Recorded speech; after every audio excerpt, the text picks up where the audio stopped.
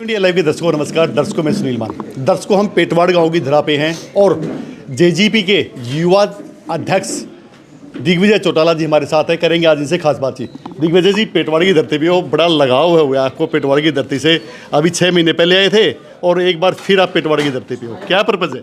हमारा यहाँ से आज का नहीं, बड़ा पुराना नाता है और ये तो वीर भूमि है जिसने आज देश में नहीं बल्कि दुनिया में यहाँ के लोगों ने अपना नाम कर लिया। और जब भी आने का मौका मिलता है यहाँ सारे लोग इतना वेलकम करते हैं, इतना स्वागत करते हैं। आज बुग्गी पे बिठा के लाए थे जी। तो पिछली दफ़ा भी बुग्गी पे आए थे। पिछली बार ट्रैक्टर पे लाए थे, ट्रैक्टर पे। इस बार ये एहसास कराया भाई हमें किसान की उस जड़ों को नहीं भूलना है। तो ये कमाल के लोग हैं, मैं इनको सल्यूट करता हूँ, सलाम करता हूँ। जस्सी पेटवाड़ के साथ भी कंट्रोवर्सी लगातार चलती आ रही थी सोशल मीडिया पे भी कि भाई जिससे आप इस पेटवाड़ गांव में ज़्यादा ही कार्यक्रम कर रहे हो जबकि वो यहाँ से विधायक है। तो उससे क्या वो हो गया, वो तो कार्यक्रम तो प्रजातांत्रिक प्रणाली में पूरा अधिकार है सबको कहीं भी जाने का। और मैं तो कभी मानता ही नहीं कि मेरा इलाका या मेरा घर, मैं तो पूरे हरियाणा को और हरियाणा के सारे हर आदमी के 36 बिरादरी के लोगों को अपना परिवार मानता हूँ। मेरी उससे क्या बेचारे से कंट्रोवर्सी है। अभी 2 दिन पहले ही उन्होंने नारौंद में अपना शक्ति प्रदर्शन किया था, उस पर आपका क्या कहना है? मैं क्या कहूँगा उस पर, मैं तो उनका काम है, हम अपना काम कर रहे हैं। दोनों विपक्ष में हैं, बीजेपी के खिलाफ। सरकार की जो जन हितैषी मुद्दे हैं उनको हमें उठाना चाहिए, ये हमारा दायित्व है। कांग्रेस पार्टी जो नहीं कर पा रही, बुढ़ापा पेंशन पे कांग्रेस पार्टी चुप रही, एचटेट पे चुप क्यों है, एचपीएससी पे पहले हम गए बाद में देखो तो गए ये जी। तो ये लोग दरअसल कांग्रेस कल्चर जो है वो ड्राइंग रूम तक सीमित कल्चर है। सड़कों पर संघर्ष करने वाली ना तो रीत ना नीत और ना इन लोगों में जिगरा है। एक यूथ के नाम पे जैसे दुष्यंत जी हैं, यूथ के नाम पे जिनका काफ़ी चल रहा है, प्रदेश में काफ़ी विख्यात भी हैं, तो दीपेंद्र हुड्डा को भी युवा के रूप में प्रोजेक्ट करने का उन्होंने नानू से ऐलान कर दिया कि भाई अगले मुख्यमंत्री दीपेंद्र सिंह हुड्डा होंगे। अच्छी बात है, प्रोजेक्ट करना चाहिए, कौन रोक रहा है? तो जनता ने तय करना है। उनके पिताजी को हरियाणा ने 5 बार प्रोजेक्ट किया, 5 बार फेल हुए। 9 में फेल हुए, 14 में फेल हुए, 19 में फेल हुए, 24 में फेल हुए। एक बार आप एक आदमी को कितनी बार आजमाओगे? तो अब नई बोतल वही है और उसमें नई व्यवस्था डाल के और परोसने का प्रयास है, कर लेंगे, कोई बात जी। भाजपा में काफ़ी आपके शुभचिंतक हैं, लगातार आप पे कटाक्ष कर रहे हैं, कह रहे हैं कि भाई हमारे बगैर कभी ये सत्ता में नहीं आ सकते। ये अहंकार ही तो ले बैठा है उनको। इनका हाल वैसा होगा जैसे नेपाल में हुआ था लोगों का। ये मेरी बात को आप नोट, अभी आपको बुरी लगेगी, कड़वी लगेगी, जब कभी भी। और ये किसी के बाप की बपोती थोड़ी है राजपाट। चौधरी देवीलाल ने ऐसे ऐसे जनहितकारी फैसले लिए जो लोग आज भी नहीं भूले हैं। तब भी चौधरी देवीलाल को चुनाव के अंदर पराजित होना पड़ा। ये उनके आगे कौन से खेत की मूली है? इनका तो, मैं आपको बता रहा हूँ मेरी बात, फिर आप उस दिन तो कहोगे मुझे कि आप ठीक कह रहे थे। इनका तो बहुत बुरा हाल होना है।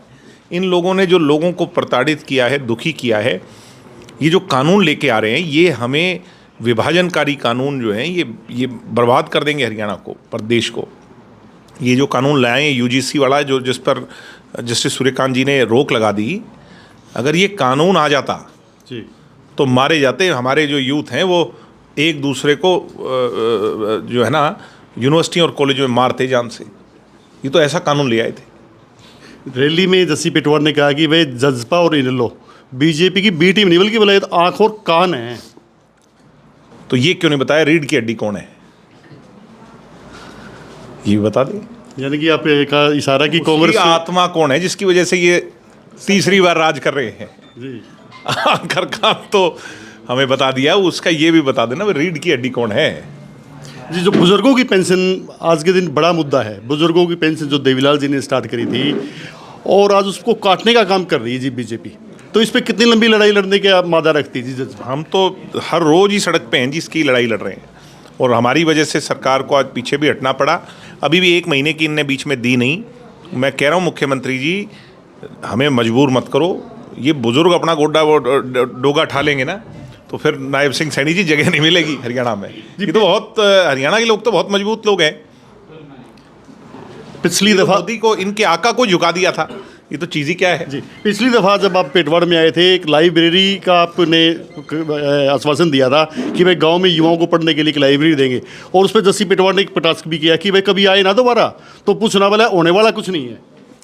मेरे आदमी ने, आपकी सिर्फ जानकारी के लिए बता रहा हूँ, मैं किसी के बात पर बात नहीं रख रहा जी, मेरे लोगों ने यहाँ पर, हमारी जो टीम है, हर्ष पेटवाड़ हैं, भक्ता जी हैं, और ये सारे जो जितेंद्र जी और सारी टीम है, इन्होंने अगले दिन ही निरीक्षण कर लिया था। मेरे लाडले भाई को भी ये पता नहीं है, बेचारे आजकल मधुमस्त रहते हैं, वो भी एमएलए बन गए। जी, तो पता लगाएं कि अगले दिन से टीम पंचायत के सरपंच के पास गई कि नहीं गई। सरपंच का रवैया नाकारा रहा। जी, सरपंच ने जमीन, ना तो जमीन दी, ना हमें कमरा दिया, तो बनाएंगे कहाँ? तो कहाँ बढ़ाएंगे? कहीं पढ़ाई के नाम पे भी राजनीति। मैं ये कह रहा हूँ कि मुझे आज आप, जी, आज तो मैं जा रहा हूँ, शाम से पहले ज़मीन और कमरा दिलवा दो। जी, कल सुबह से बेंच, एसी, कंप्यूटर आने भी शुरू हो जाएंगे। जी, कई बार एक आदमी की वजह से अड़चन आती है, हम उस अड़चन को अब दूर कर देंगे जल्दी।